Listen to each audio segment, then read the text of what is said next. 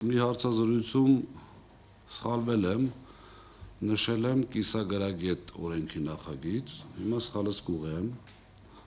լինելով իրավաբան համարում եմ անգրագետ օրենքի նախագիծ,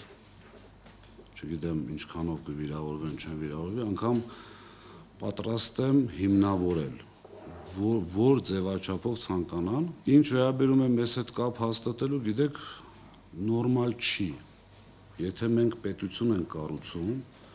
բացարձակ նորմալ չի, այսպիսի մեզ ներդրումը, են էլ մի պա մոռանանք անձին, բայց անձին մոռանալ ցավոք սրտի չի ստացվում, ոչ թե ցավոք սրտի, նաև